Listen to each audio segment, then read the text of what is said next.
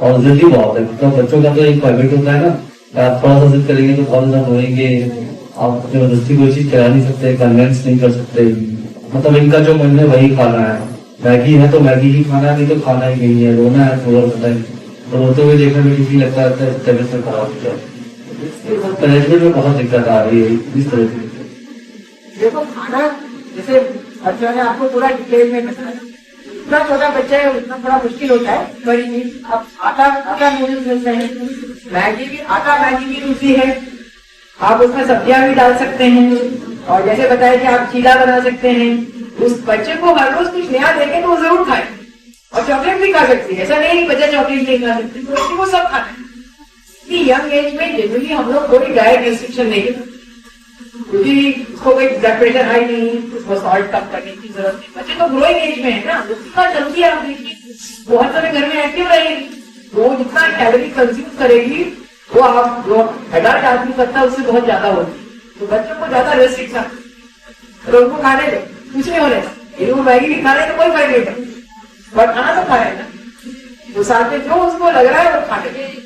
सिर्फ ये होता है कि छोटे बच्चों में जब स्टीरॉइड देते हैं तो उनकी भूख बहुत ज्यादा हो जाती है, कई बच्चे बहुत ज्यादा खाते हैं तो एकदम गोलगप्पा हो जाते हैं, तो वो गोलगप्पा ना बने बस इतना ही है कि उसका डाइट कंट्रोल करना पड़ता है, पर उसका तो ऐसा कोई प्रॉब्लम नहीं है,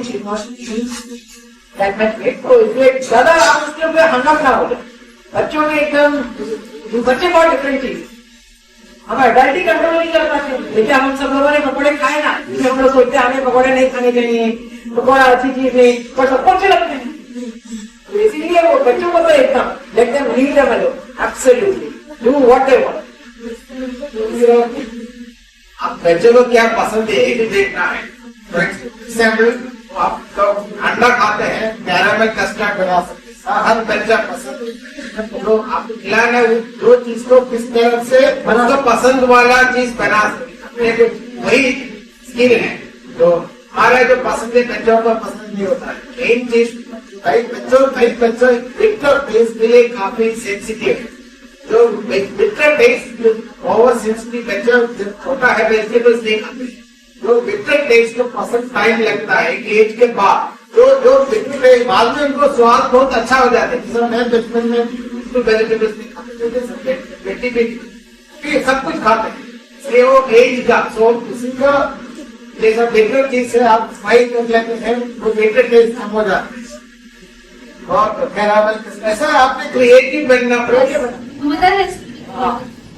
मुझे बच्चे की पसंद तेरा ही होगा, बच्चा नहीं खा रहा अपनी रोटी के बजाय उसको डिफरेंट शेप दे दिया, स्टार रोटी, मून रोटी, जैसे बताया था डिफरेंट फ्रूट्स, और उसको आपने पीस के डाल दिया, गाजर का बना दिया, तो बच्चे को ऑरेंज इडली खा ली, मैंने आज ऑरेंज चीला खा लिया, बच्चे खुश हो गए, वो डिफरेंट, वो चेंज चाहिए, हमेशा एक ऐसी चीज है जो बिल्कुल कोई रेस्ट्रिक्शन नहीं है बच्चों, इतने छोटे बच्चे के लिए कोई रेस्ट्रिक्शन नहीं, क्योंकि क्या होता है कि एक्चुअली कई बार माँ बाप का इलाज करना पड़ता है, कि बच्चे को जरूरत नहीं, माँ बाप इतने हंगम हो जाते हैं कि भाई हमें ये बच्चे को ये देना नहीं है, ये करना नहीं है, ऐसा कुछ भी नहीं, और वो होता है यदि पेशेंट को सच में बहुत किडनी की प्रॉब्लम है तब हमको रेस्ट्रिक्ट करना पड़ता है, वो भी बच्चों के लिए हम क्या करते हैं कि डायूरेटिक देके सोडियम निकाल देंगे, सोडियम बच्चों को बहुत कम नहीं कर सकते, बच्चे तो खाना ही खाएंगे, तो हम लोग को मेथड डिफरेंट करने पड़ते हैं, और इतने छोटे बच्चे में तो कोई रिस्ट्रिक्शन नहीं, absolutely let be absolutely normal happy go lucky child, that is what you want. अच्छा ये कुछ प्रश्न आए किसी से, रोहित मिश्रा ने अपने पेशेंट श्रीतू मिश्रा के लिखा है, क्या ये बीमारी, हम ये अभी बात करने वाले थे, क्या ये बीमारी मां बनने की क्षमता को प्रभावित करती है क्या? तो देखिए इस बीमारी में हम लोगों ने अभी एक सेशन रखा था, हमने सोचा कि उसकी बजाय हम लोग क्वेश्चन आंसर कर लेते हैं, तो मां बनने की क्षमता कई कारणों से थोड़ी कम हो सकती है, एक तो सबसे पहले कि मरीज अपने आप ही नहीं चाहता है, क्योंकि मरीज सोचता है मैं बीमार हूँ तो क्या मैं बच्चे का ख्याल कर पाऊंगी कि नहीं, दूसरा माँ को हमेशा ये चिंता रहती है कि ये बीमारी कहीं क्या मेरे बच्चे को हो जाएगी, तीसरा कि माँ बाप को, माँ जो जिसको बीमारी है वो ये सोचते हैं कि मैं इतनी दवाएं ले रही हूँ, क्या ये दवाएं मेरी बच्चे के ऊपर बुरा असर करेंगी कि नहीं करेंगी, तो ये सब कारण होते हैं कि लोग प्रेगनेंसी ट्राई ही नहीं करते इस बीमारी में, और कुछ कारण होते हैं जैसे कि कोई दवाएं होती हैं उनसे कभी कभी माँ बनने की क्षमता कम हो सकती है, एक और वो आजकल उनकी दवाओं का यूज बहुत कम हो गया है और जनरली लूपस में बांध बनने की क्षमता यंग पेशेंट्स में बराबर बनी रहती है, बट पेशेंट्स ही अपने आप नहीं करना चाहते क्योंकि उनको ये सब जो कारण मैंने बताए पहले, उन लोगों को उनके कारण डर लगता है। तो उनको भी हम चेंज कर सकते हैं। जैसे आप यदि कोई दवाई ले रहे हैं जिसका बच्चे के ऊपर असर पड़ सकता है, तो आपको पहले डॉक्टर से बात करना है। हमेशा प्लान प्रेगनेंसी होना चाहिए। आपको प्लान करके प्रेगनेंसी करना है बनस्पत की अनप्लान, जो दवा खाते खाते हो गया। तो आप डॉक्टर से बात करिए। उसमें 3 चीज हम देखते हैं। नंबर 1 कि बीमारी कंट्रोल में है कि नहीं, क्योंकि बीमारी कंट्रोल में है तभी आपका शरीर एक नई वस्तु को अपने अंदर पनपने में सक्षम होगी। तो उसको हमें बीमारी कम से कम 6 महीना कंट्रोल में होनी चाहिए, तभी आप प्रेगनेंसी प्लान करें। दूसरा, यदि आप कोई भी दवाई ऐसी ले रहे हैं जिसका बच्चे के ऊपर असर पड़ सकता है, उनको हमें चेंज करना पड़ता है। जब भी चेंज करते हैं हमें 1-2 महीना देखना है कि चेंज करने से आपकी बीमारी के लक्षण कोई बढ़े तो नहीं, तो इसीलिए उसमें थोड़ा समय लगता है। और तीसरा, आपको मेंटली भी प्रिपेयर होना चाहिए, तो उसके लिए भी माँ को, परिवार को समय चाहिए। तो इसलिए प्लान कर प्रेगनेंसी करें तो प्रेगनेंसी का सक्सेस रेट बहुत अच्छा है और मोस्टली पेशेंट्स प्रेग्नेंट हो सकते हैं और प्रेगनेंसी का सक्सेस भी अराउंड 85 to 90% के करीब रहता है, जबकि जनरल पॉपुलेशन में वो करीब 90 to 95% है। 5% के करीब फर्क पड़ता है यदि आप प्लान प्रेगनेंसी करें। तो दूसरा क्वेश्चन है, इस बीमारी से गैंग्रीन हुआ है, तो क्या वो गैंग्रीन क्योरेबल है या नहीं? गैंग्रीन इज क्योरेबल और नॉट। जो गैंग्रीन के मतलब 2 चीजें। गैंग्रीन पूरा हुआ है, टिश्यू लॉस निकल गया तो निकल गया। गैंग्रीन के स्टार्टिंग स्टेज में आते हैं, हम उसको दवाई करके वो स्टॉप कर सकते हैं तो ठीक हो सकता है। देखना है कितना सुपरफिशियल, मतलब सिर्फ चमड़ी का अफेक्ट हुआ है, अंदर का चीज अफेक्ट हुआ है। अंदर का चीज अफेक्ट हुआ है कोई भी। देखो एसएलई का सारे इलाज का पर्पस से परमानेंट डैमेज रुकना है। जब भी आपको बीमारी बढ़ती है, कोई कुछ होता है, डैमेज होता है, इलाज करके वो डैमेज होने से पहले बीमारी को कंट्रोल करते हैं। जैसे किडनी का आपको मालूम है, आधा 50% को किडनी में पकड़ते हैं। किडनी को शुरू में पहले 3 महीने के अंदर इलाज शुरू करते हैं, किडनी नॉर्मल हो जाते हैं। जितना महीना ज्यादा होता है अंदर डैमेज होता है। जब डैमेज होता है, डैमेज एक्यूमुलेट करते हैं, एक तरह से इससे ज्यादा डैमेज हो गया वो डैमेज होता है। इसलिए हर गैंग्रीन के नहीं, हर एक चीज एसएलई का ट्रीटमेंट का एम क्या है, बीमारी को शुरुआत को पकड़ना है, जल्दी से दवाई करना है, परमानेंट डैमेज प्रिवेंट करना है। जो पेशेंट जब इलाज की लापरवाही होता है, यही होता है। 4-6 महीने से नहीं आया, बीमारी शुरू हो गया, डैमेज शुरू हो गया। डैमेज को हम डैमेज में डेफिनेशन, डैमेज में एक जो चीज 6 महीने से ठीक नहीं हुआ उसको डैमेज मानते हैं। इसलिए अरे आपको कोई पहले नहीं था, नया आ गया तो आपको लगते हैं, आपको डाउट है, जब भी डाउट लगते हैं हमारा बीमारी है या नहीं, आपको पूछना है हमारे बीमारी से है कुछ और। जो आम जनता का होता है वो सब एसएलई पेशेंट को भी होता है, समझिए। जैसा आपको किसी ने ब्लड प्रेशर पूछा, ब्लड प्रेशर नॉर्मल, दूसरा चीज से एज के साथ जो ब्लड प्रेशर बढ़ते है उसका भी दवाई चाहिए। एज से ब्लड प्रेशर बढ़ने के भी कई कारण है। आपको वजन बढ़ गया हो गया, आपको डायबिटीज का स्टार्टिंग हो सकता है। इसलिए जब भी कोई चेंज होता है ये ध्यान से करना जरूरत है, समझिए। इसलिए आपको गैंग्रीन का इलाज है तुरंत पहुंचना है। ये नहीं हम देखेंगे 4 हफ्ते बाद देखेंगे ठीक नहीं होता है, ऐसा करेंगे तो परमानेंट डैमेज हो सकता है। देखो डैमेज का मतलब है, यदि आपको चोट लगता है, एक्सीडेंट हुआ, चोट लगा तो दाग बन गया ना, तो दाग कभी जाता है? तो यदि डैमेज हो गया वो कभी जाएगा नहीं। तो यदि आपकी उंगली काली हो गई, तो आप गैंग्रीन की बात कर रहे हैं, यदि वो पूरी मर गई है तो उसको कोई जिंदा नहीं कर सकता। गैंग्रीन में क्या होता है कि खून का दौरा बंद हो गया। यदि आप जल्दी आ गए, जैसे हार्ट अटैक है, लोग कहते हैं ना कि हार्ट अटैक आधे घंटे में अस्पताल पहुंच गए, आपकी नस को खोल दिया, धमनी को खोल दिया, आपका हार्ट ठीक हो गया। यदि आप देर के बाद गए तो हार्ट उसके आगे जिसमें हार्ट को ब्लड सप्लाई कर रहा था वो मर गया। अब मरे को तो जिंदा नहीं कर सकते। यही है, यही डॉक्टर साहब बोलते हैं कि जल्दी आना। जब आपको पेन हो रहा था उस उंगली में, तब यदि आप आएंगे तब आप उसका ब्लड फ्लो बढ़ा सकते हैं। जब वो काली हो गई, एकदम पतली हो गई,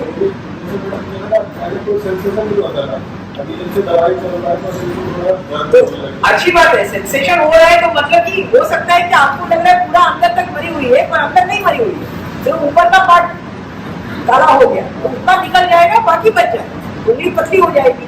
तभी हम लोग कभी काटते नहीं है अंग्रेजी में, क्योंकि काटने में क्या है कि आपने यहाँ से काट दिया, पूरी उंगली चली गई, हो सकता है कि अंदर बाद में ऐसी पतली हो जाए, उतनी उंगली भी काम करती है।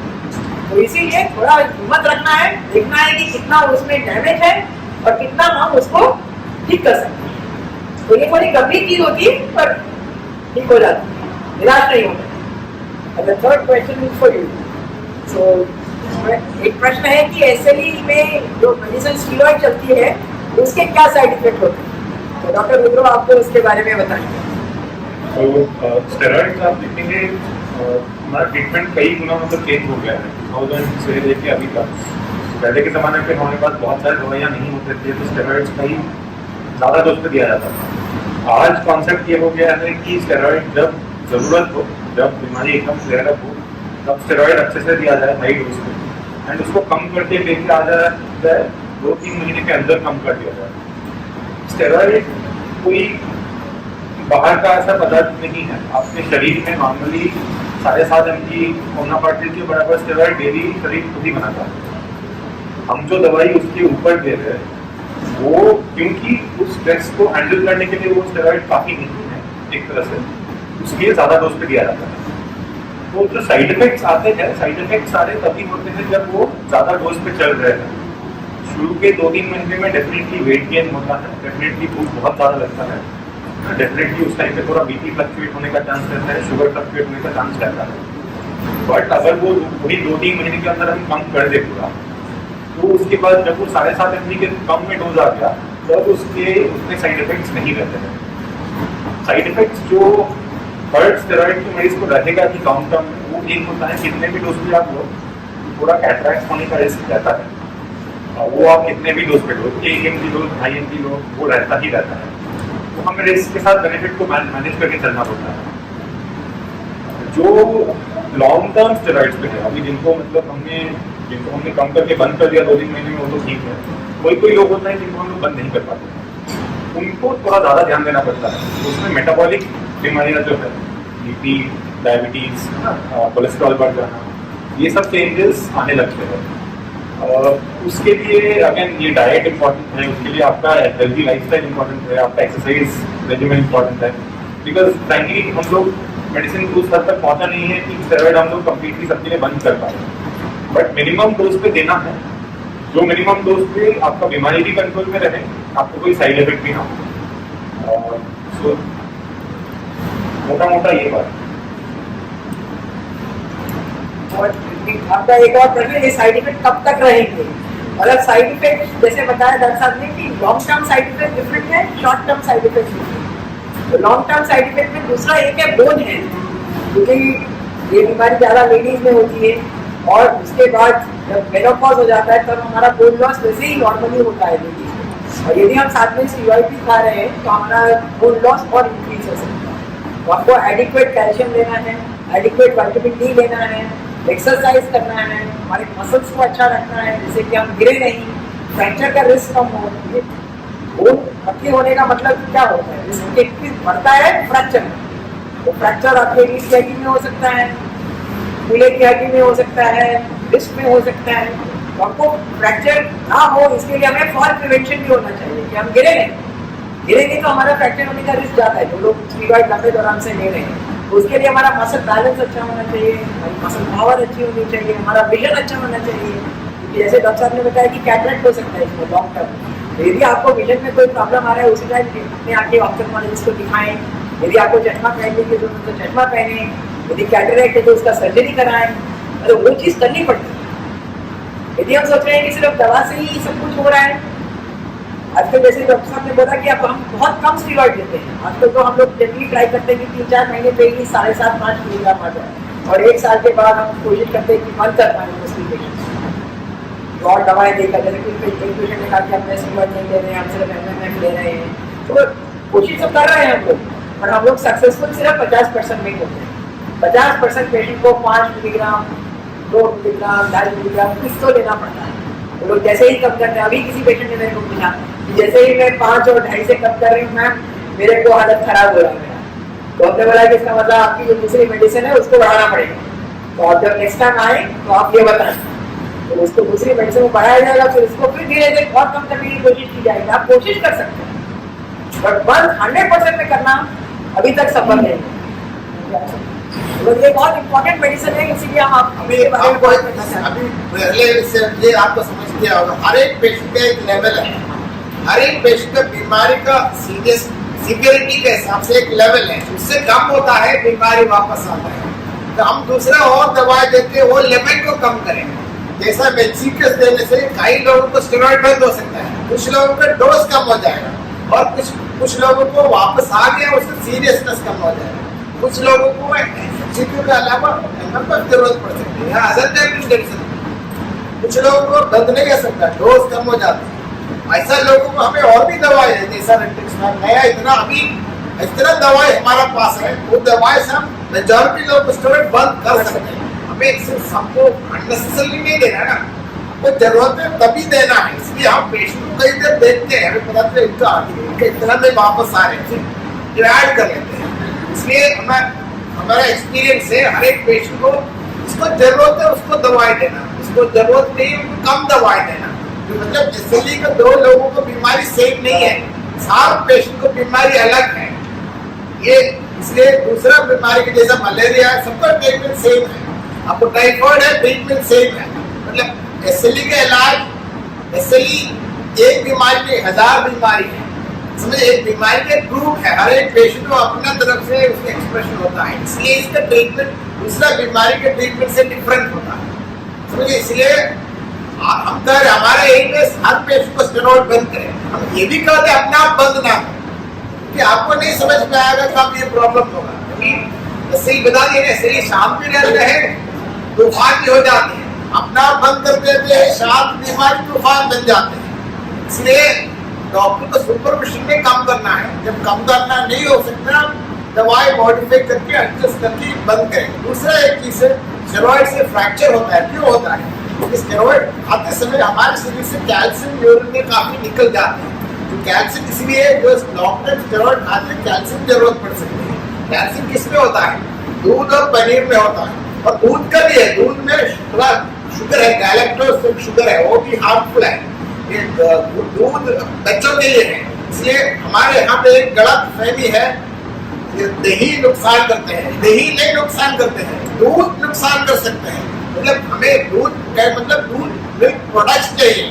ये नहीं आप दूध ही पियो, दूध ये नहीं आप 1 गिलास दूध पी सकते हैं, ये नहीं 1 लीटर दूध पियो, आधा लीटर। आपको मिल्क प्रोडक्ट्स मतलब दूध, चाय, कॉफी के साथ दूध पिए, बाकी आप दही ले लीजिए, पनीर ले लीजिए। पनीर, दही सब में कैल्शियम है, छाछ, लस्सी, मतलब सब कुछ। मतलब इसका ये दूध इसलिए हम एडवाइस करते हैं, कैल्शियम मिलना है, प्रोटीन मिलना है, क्योंकि इसके लिए इम्पोर्टेंट प्रोटीन सोर्स है। ये प्रोटीन और कैल्शियम पनीर में भी होगा, दही में भी होगा। और आयुर्वेद में जो कहते हैं ना, दही ठंड कर देखो, ऐसा कुछ नहीं, ठंड कुछ नहीं करते हैं। इनफैक्ट ये स्टडी है, जो एक लेवल से ज्यादा दूध पीते लोगों को जल्दी बुढ़ा हो जाते हैं। आपकी हार्ट का बीमारी, डायबिटीज, बुढ़ा होकर का बीमारी जल्दी होता है, प्रूवन चीज है। और दही, पनीर, जो फर्मेंटेड जो चीज है, खाने से कोई नुकसान नहीं होता। इसलिए आप दही यूज कर लो ज्यादा। दूसरा लोगों को ये मत बताना दही ठंड है, ऐसा नहीं।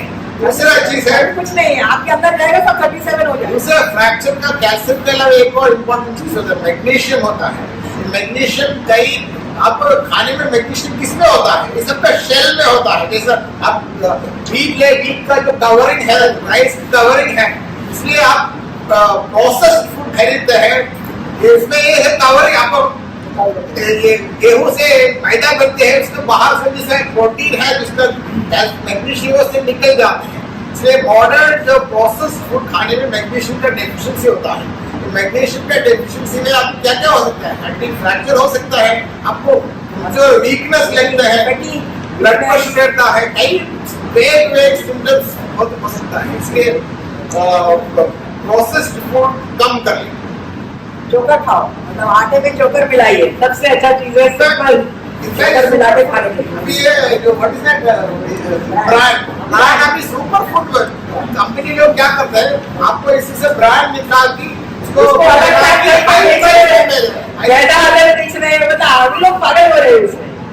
इसीलिए ना पुरातन पद्धति पे जो हमारी पुराने समय के अनाज और ये थे ना मिलेट्स कर उनको शामिल करो, और एक एड ऑन करके जो सर ने कहा कि दूध से बेहतर दही है। मोस्टली लोग कहते हैं ना रात में तो खाते नहीं, क्यों ठंड लग जाएगी, ऐसा कुछ नहीं होता है। दही में आपको जिनको लैक्टोज इंटॉलरेंस यानी दूध का जो कार्ब्स की बात करते हैं लैक्टोज होता है, जिनको पचाने की दिक्कत है वो दही बेहतर टॉलरेट करते हैं। दूसरी पूरी दुनिया गट हेल्थ की बात कर रही है कि मतलब गट हेल्थ को भाषा में समझाए, हमारे इंटेस्टाइन में पाए जाने वाले जो हेल्दी अच्छे प्रकार के बैक्टीरिया होते हैं ना, उनको भी नेचुरल लेके हम बाहर से महंगे प्रोबायोटिक्स योगर्ट और ये खरीद के खाने, सोचा घर का जो दही है वो खाइए, उससे बेहतर हमारी गट हेल्थ। और जो हमारे छिलके सहित जो हम दालें खाएं या फल खा रहे हैं ना, फल के अंदर और जो छिलका ये सब मिला के जो सॉल्युबल और इनसॉल्युबल फाइबर दोनों मिला के हमारे गट हेल्थ को बेहतर रखते हैं। गट हेल्थ अच्छी तो बहुत अच्छे स्वस्थ रह सकते हैं। तो ये एक बहुत अच्छा है। और बताएं एक लेकिन लाइक जैसे किसी एक मरीज के एक सिम्टम्स है, उसके खास अंगों पर उसका प्रभाव पड़ता है, और बताएं उसके सिम्टम्स चेंज हो सकते हैं। थोड़ा ट्रांजिशन हो सकता है। जनरली जो अंग प्रभावित होते हैं वो पहले 1-2 साल में होते हैं, तो उसके बाद बीमारी वो जब दोबारा आती है जनरली वही आती है। पर कुछ मरीज हमने देखे हैं जो कि 10 साल के बाद उनको पहली बार किडनी में प्रभाव आया। कभी कभी एक पेशेंट हमारे पास है वो 20 साल के बाद उसको पहली बार किडनी में प्रभाव, बट वो रेयर चीजें हैं। बट कॉमन यही होता है कि पहले 1-2 साल में पता जाता है कि बीमारी कैसे चलने वाली है। अच्छा, ये बहुत इंपॉर्टेंट प्रश्न है और ये बहुत सोशल इशू है, जो मैं हम भी यही सोच रहे थे कि इसको एड्रेस करना है कि हम पेरेंट्स को कैसे बताएं। कोई अनमैरिड लड़की ने लिखा है कि हम पेरेंट्स को कैसे बताएं कि मैरिड लाइफ स्टार्ट करने के लिए इससे उनकी बात चल रही है, उनको बीमारी को बताना चाहिए कि नहीं। और इसमें 2 इश्यूज हैं। यदि आप बीमारी को बताते हैं तो हमारे देश में अरेंज मैरिज में मैरिज कभी नहीं। यदि आपने अपने आप ढूंढ लिया तब तो शायद, वैसे भी हमारे पास आते हैं कपल्स जिन्होंने अपने आप लड़का ढूंढ लिया, या तो वो लड़का आता है साथ में बात करने के लिए कि क्या बीमारी है, कैसे रहेगी, और वो लोग शादी कर लेते हैं। कुछ होता है कि यदि नहीं बताएं तो टोटल लैक ऑफ ट्रस्ट है, मतलब आपने एकदम गलत चीज की, आपने बताया ही नहीं और शादी हो गई और उसके बाद पता चला, तो लोग ये सोचते हैं कि ये परिवार ने हमसे धोखा किया, लड़की ने धोखा किया। बड़ा किस सिचुएशन में जो हम लोग देखते हैं, मेरे को यहाँ पे हो गया 33 साल और उसके पहले भी हम रूमर्स देखते थे। करीब 40 साल से मैं ये इशू देख रही हूँ। लाइफ तो चल रहा है।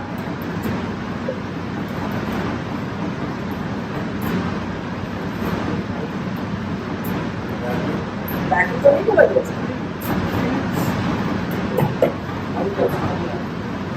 सुनाई पड़ रहा है। हाँ, तो मतलब ये हमने देखा है कि इसमें 2 चीज पहलू है। एक तो इसकी बीमारी बहुत हल्की होती है, जिनको सिर्फ थोड़ा बाल झड़ रहे हैं, हल्का फुल्का जोड़ों में दर्द है, कुछ स्किन में रैश है, वो मरीज को हम यही मतलब बेबी मैं ठीक नहीं करती हूँ। कभी कभी हमें लगता है कि हम गलत कर रहे हैं, और हम उनके परिवार वालों को ये राय देते हैं कि भाई बता दो थोड़ी हल्की सी स्किन की बीमारी है, वो ठीक हो जाती हो गई है, अभी है जिसमें कोई मेजर इलनेस नहीं है, तो उसमें वो बताते नहीं। जब मेजर इलनेस है, किडनी डिजीज है, इसमें जब नहीं बताएंगे ये तो बहुत ट्रेजेडी हो जाता है। उसमें क्या होता है कि परिवार बताता नहीं है, शादी हो गई, वहां गए, वहां दवाई नहीं खाया और लड़की फिर वो रिलैक्स हो जाता है बीमारी में, रिलैक्स होकर 6 महीने के बाद आते हैं, तब हम लोग को भी झूठ बोलना पड़ता है। तो हम लोग क्या करते हैं, तो क्या करें, ऐसी स्थिति आ जाती है, तो हम लोग उनको बोलते हैं, हम बोलते हैं, ये बताते ही नहीं उस परिवार को कि हमने कभी इस मरीज को देखा पहले। हम लोग एक नई फाइल बना लेते हैं मरीज, नई फाइल बना के, और हम झूठी बोलते हैं जो हमने कभी देखा ही नहीं, हम नए तरीके से मरीज को देखते हैं। तो एक बार क्या हुआ कि हमने उनको ऐसी फाइल बन गया, मरीज वार्ड में भर्ती हो गया, तो रेजिडेंट को तो ये सब पता नहीं होता है, तो उन्होंने डिस्चार्ज समरी बना दिया कि नीचे की पेशेंट पहले की भर्ती था इस बेड में। तो वो हमारा भागे भागे आए कि भैया मैडम अब तो हमारी शादी टूट जाएगी ऐसे। फिर दोबारा डिस्चार्ज समरी बनाया, दोबारा बना के दिया कि भाई जिसमें पुराना कोई लिखा ही ना हो। ऐसे बहुत मरीज हैं, हमारे कम से कम ऐसे 50-60 मरीज हैं जिनका कि हमने दोबारा फाइल बनाया नए तरीके से, जिससे कि उनके परिवार को पता ना चले कि इनकी पहले बीमारी है। पर ये अच्छी चीज़ नहीं है, बट ये एक सोशल इशू है और इसके लिए कोई डॉक्टर आपको करेक्ट एडवाइस नहीं दे सकता।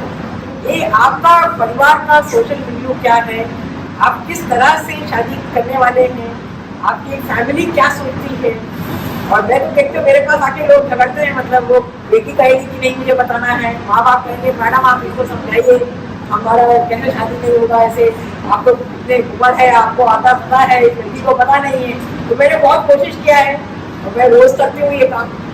पर हम ये कहते हैं कि हम एक करेक्ट आंसर नहीं बता सकते, हाँ आपको दोनों पहलू बता सकते हैं। आप अपने परिवार में आपका कौन सा पहलू ठीक बैठता है उस हिसाब से करें। और ये बहुत डिफिकल्ट इशू है, आसान नहीं है।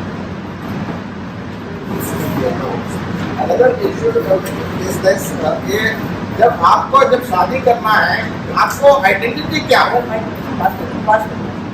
ये इंसान का आइडेंटिटी क्या है, आपको लोग कैसा समझते हैं, आप इसलिए एजुकेशन जॉब इम्पोर्टेंट है। आप जॉब करते हैं, ये जॉब करने वाला लड़की ऐसा आइडेंटिटी होगा, आपको एक पर्सनालिटी होगा, आपको लव मालूम होगा।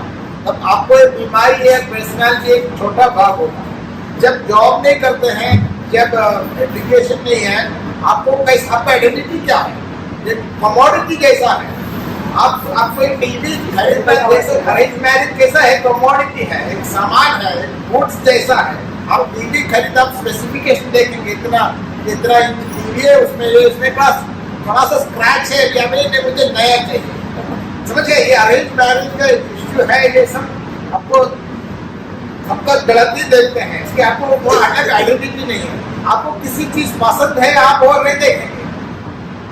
जब आपको कोई पर्सनैलिटी मालूम है, उसको ऐसा कितना जमीन है, जितना परिवार ये है, ये ऐसा ही देखते हैं, तब ये प्रॉब्लम होगा। इसलिए आप जॉब करके अपना आइडेंटिटी बनना है, लोगों को मालूम होना चाहिए, तब ये सब आपको किसी को समझ के आया तो ये नहीं देखेगा, समझ गए। इसलिए अपना पर्सनैलिटी डेवलप करो, अपना जॉब करो, और शादी के बाद भी आप पहले भी बताया कोई आपको जो बाकी दवाई खाना है कि घर के बाद खाली दवाई खरीदने के लिए बाहर जाना पड़ती है, समझ गए। इसलिए अपना पहले बीमारी के ऊपर ध्यान समझना, आपको मालूम है जब बीमारी बढ़ती है अपना मालूम होना चाहिए, और बाहर जाने के लिए, डॉक्टर के पास जाने के लिए, अपना घर में जब भी जरूरत पड़ सकती है जाने। कई लोग हैं अपना माँ का घर में जाते हैं, तब हमारे दिखाने के आते हैं, सब ऐसे आते हैं।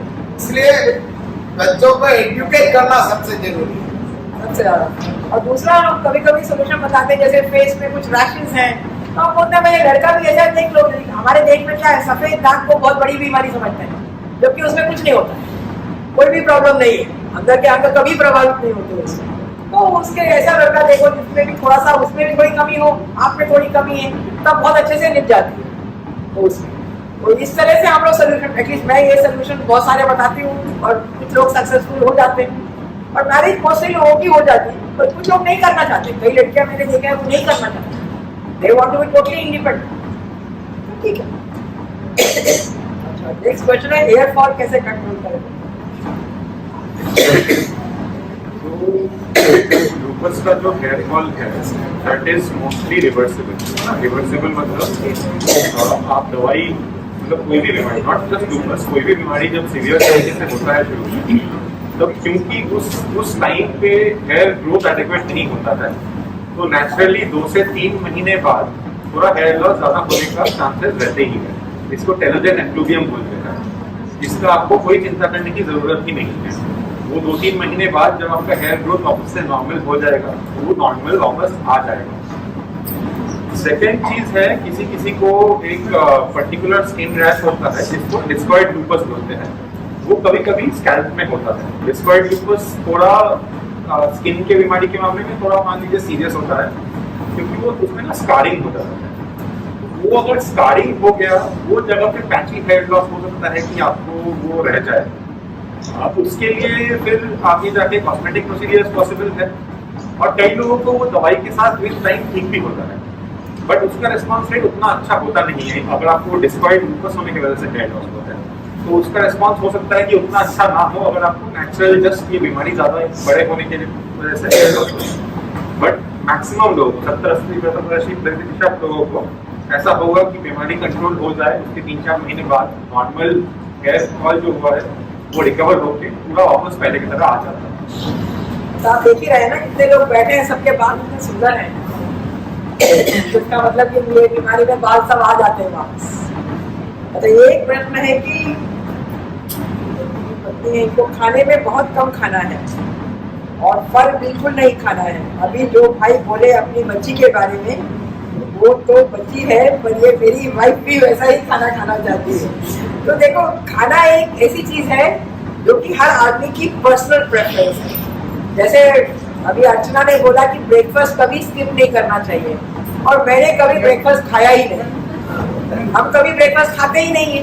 हमें शुरू से आदत है कि ठीक करो, हमें आदत है, हमें ब्रेकफास्ट खा के जाए तो हमें बड़ा भारी भारी लगता है, तो हम तो 2:30 बजे पहला खाना खाते हैं। तो इसलिए उसमें जरूरी नहीं है कि हर आदमी को एग्जैक्टली सेम फॉलो करना है। यदि आप फल नहीं खाते, आप सब्जी ज्यादा खा सकते हैं। तो फल और सब्जी में कोई बहुत फर्क नहीं है। मतलब उसमें भी हरी सब्जियां, उसमें कवर्ड उनकी लाइनिंग है जिसमें आपको और वाइटामिन्स, आपको ट्रेस एलिमेंट्स और सोडियम, मैग्नीशियम, ये सब उसमें भी मिलेगा। आप सब दालें खा सकते हैं, जो उसकी अंकुरित दालें खा सकते हैं, आप दाल छिलके वाली दाल खा सकते हैं।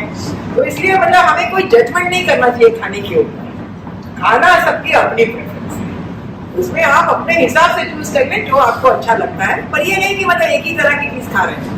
जैसे अर्चना ने आपको बताया कि विविधता, प्रोटीन भी होना चाहिए, फैट भी होना चाहिए, कार्बोहाइड्रेट भी होना चाहिए, प्रोटीन और सब्जियां, शाकाहारी चीजें भी होनी चाहिए। शाकाहारी में आपका फल हो या सब्जी।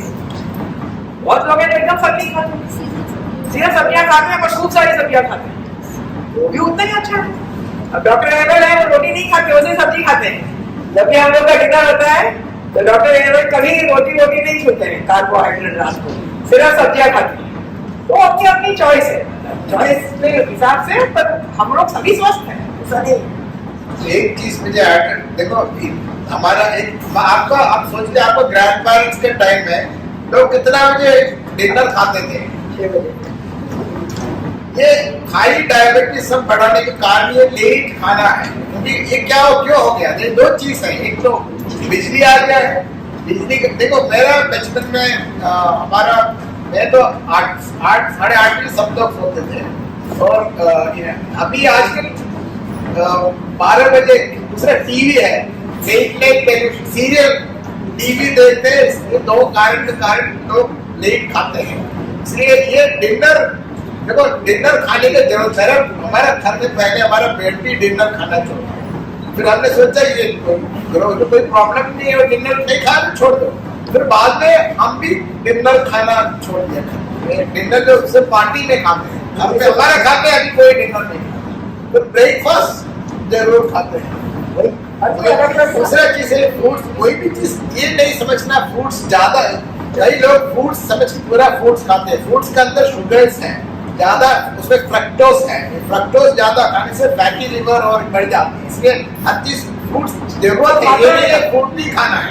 दूसरा एक मिस्टेक है, ये फ्रूट जूस बहुत एक बड़ा प्रॉब्लम है। फ्रूट जूस में क्या है, आप एक ग्लास फ्रूट जूस में 10 और 15 फ्रूट का एसेंस है उसके अंदर, मतलब शुगर ज्यादा है। फ्रूट जूस की फैटी लिवर, ये डायबिटीज बढ़ाने के कारण है। फ्रूट जूस कम खा लीजिए, होल फ्रूट्स खाओ, मॉडरेशन है।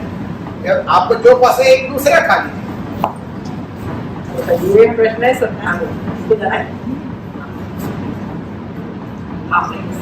अच्छा, अल्कोहल एक ऐसी चीज है कि you can take in moderation. Moderation means 1 peg, that's it, that is what is allowed. उससे ज्यादा अल्कोहल ठीक नहीं है।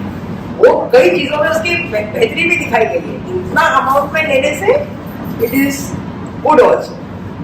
Smoking is not good at all. तो स्मोक तो किसी को भी नहीं करना चाहिए। थैंकफुली ये बीमारी ज्यादा लेडीज में होती है, और हमारे देश में सोशली लेडीज स्मोक नहीं करते इस एरिया में। मतलब बहुत पुअर पॉपुलेशन में स्मोक करते हैं या बहुत रिच पॉपुलेशन में स्मोकिंग है हमारे लेडीज में, पर जनरली मिडिल क्लास में स्मोकिंग लेडीज में नहीं होता है। अल्कोहल भी हमारे लेडीज में अब थोड़ा शुरू हो गया है, पहले तो एकदम ही नहीं था. Now people take occasionally, but occasionally is okay. You should not take a binge. अच्छा, ये एक प्रश्न है कि वैक्सीन के बाद किसी की समस्या बढ़ गई, वैक्सीन के डोज के बाद. तो कोविड वैक्सीन में लोगों ने कोई भी वैक्सीनेशन से ऑटो इम्यून डिजीज में कुछ प्रोपोर्शन 2-3% लोगों में बीमारी या रिलैक्स हो सकती है या सिम्टम बढ़ सकते हैं, और वो थोड़ी देर के लिए रहते हैं. आप डॉक्टर से बात करें, आपकी मेडिसिन को थोड़ा सा बढ़ाना पड़ेगा, वो ठीक हो जाएगा. तो इसलिए हमें कोई निराश होने की जरूरत नहीं है, क्योंकि वैक्सीन बेसिकली वैसे ही काम करता है ना. आपके शरीर में कोई चीज है जो उस बीमारी को ड्राइव कर रहा है, तो वैक्सीन भी थोड़ा सा उसको बूस्ट कर देता है. तो इसीलिए कुछ परसेंटेज ऑफ पेशेंट में वो बीमारी फ्लेयर हो सकती है. अच्छा, ये एक प्रश्न है इंग्लिश में, और बहुत प्रश्न है. दूसरा, वैक्सीन के बारे में आपको बीमारी कंट्रोल नहीं है तब ये वैक्सीन के बाद बढ़ने के चांसेस ज्यादा है, क्योंकि आपका हमारा वैक्सीन क्या करता है, वैक्सीन इम्यून सिस्टम को स्टिमुलेट करते हैं. समझ गए? जो चीज स्टिमुलेट करते हैं, जो TLRs बोलते हैं, ये आपका हाइड्रोक्सीक्लोरोक्विन क्या करते हैं, उसको ब्लॉक करते हैं. समझ, हम हाइड्रोक्सीक्लोरोक्विन रोज क्यों देते हैं, जो TLRs को शांत रखने के लिए. कोई स्टिमुलस आए मतलब आपको HCQ सब रेगुलरली ले रहे हैं, वैक्सीन का इफेक्ट नुकसान होने के चांस कम है.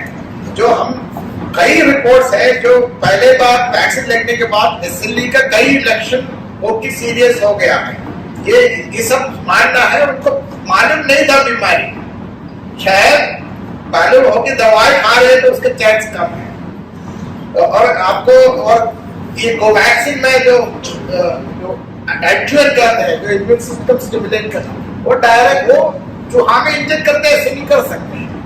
मतलब जो सेम पाथवे, जो TLR पाथवे को स्टिमुलेट करना है, इसलिए आपको दवाई खा रेगुलरली ले रहे हैं, उसका बेनिफिट, जो वैक्सीन का बेनिफिट नुकसान से ज्यादा है. इसलिए वैक्सीन को मत डरना है, वही प्रॉब्लम है हमें दिखाना. ये किसी का प्रश्न है कि वाइफ को न्यूरोसाइकाट्रिक इलनेस, मतलब इस बीमारी में कभी कभी ब्रेन भी अफेक्ट हो सकता है. मतलब ब्रेन का अफेक्शन करीब 10% लोगों में होता है. तो ये अच्छी बात है कि इस बीमारी में ब्रेन कम अफेक्ट होता है, पर माइनर प्रॉब्लम ब्रेन की करीब 30 से 40% मरीजों में हो सकती है. मतलब कुछ लोगों को हेडेक होता है, कुछ लोगों का सिर्फ मूड स्विंग्स हो सकते हैं, कुछ लोगों का ये simple minor change in moods, मतलब आपको पता नहीं चलेगा. कुछ लोगों का सोचने की क्षमता है वो थोड़ी सी कम रहती है. बच्चे का स्कूल में परफॉर्मेंस थोड़ा सा कम रहा तो उसको माइनर हम लोग समझते हैं, पर जो मेजर प्रॉब्लम होती है वो करीब 8 से 10% लोगों में होती है. उनमें दो तरह की होती है. एक तो ये कि दौरे आने सकते हैं, दौरे आने लग जाते हैं. यदि दौरों की बीमारी है SLE के कारण तो उसकी दवाई लेनी पड़ती है. यदि आप रेगुलरली दवाई लेंगे और तो आपके दौरे कंट्रोल में रहेंगे, और यदि आपके दौरे 3 से 4 साल तक कंट्रोल में रहते हैं और कभी दोबारा नहीं आते तो उस दवा को धीरे धीरे बंद करते हैं.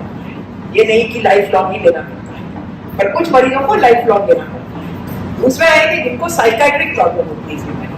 साइकाट्रिक प्रॉब्लम दो तरह की हो सकती है. एक ये होता है कि भाई आदमी एकदम विथड्रॉन हो गया, डिप्रेस्ड, किसी से बात नहीं करना है, कुछ खाना नहीं है, नहाना नहीं है, किसी चीज में रुचि नहीं है, किसी से मिलना जुलना नहीं है, घर के बाहर नहीं जाना है. दूसरी स्थिति होती है कि आदमी एकदम, इसको पुरानी लोग भाषा में पागल बोलते थे, तो पागल नहीं, उनका दिमाग थोड़ा ज्यादा काम करे. मतलब वो बहुत बोलेंगे, कंटिन्यूसली बोलते रहेंगे, भागते रहेंगे, रात को सोएंगे नहीं, एक्टिव रहेंगे, पूरा टाइम एक्टिव रहें सारा टाइम. तो ये दो तरह के स्पेक्ट्रम हो सकता है. और कुछ मरीज होते हैं जिनमें कभी ये होता है और कभी वो होता है, दोनों ऑल्टरनेट भी कर सकते हैं. उनके लिए हमको साइकाट्रिस्ट को दिखाना पड़ता है, और SLE की बीमारी के साथ साथ साइकाट्रिस्ट से भी दवा लेनी पड़ती है, और उसका इलाज हो सकता है. ये नहीं सोच रहे हैं कि बीमारी का इलाज नहीं हो सकता, तो ये भी जरूरी नहीं है कि आपको जिंदगी भर वो दवाई लेनी पड़ेगी. हो सकता है कि कुछ साल के बाद वो दवाएं भी धीरे धीरे बंद हो जाती है. तो इसलिए ये ना सोचिए कि हम साइकाट्रिस्ट को नहीं दिखाएंगे, क्योंकि जैसे और कोई अंग है वैसे ही ब्रेन के भी जो साइकाट्रिस्ट है वो भी डॉक्टर है, क्योंकि उसमें मैनिफेस्टेशन ऐसे आ रहा है कि उसको साइकाट्रिस्ट का इस तरह की दवाई लेने की जरूरत है. तो इसके लिए जरूर साइकाट्रिस्ट को दिखाएं, उससे बहुत आराम होगा. ये ना सोचे कोई भी कि आप उसको इलाज नहीं करेंगे, और उनकी क्वालिटी ऑफ लाइफ मरीज की बहुत बेहतर हो सकती है। हाइड्रोक्सीक्लोरोक्विन सबसे इम्पोर्टेंट। हाइड्रोक्सीक्लोरोक्विन एक्चुअली जो एसिडिक दवाइयाँ हैं, उसमें से सबसे इफेक्टिव जो लेना है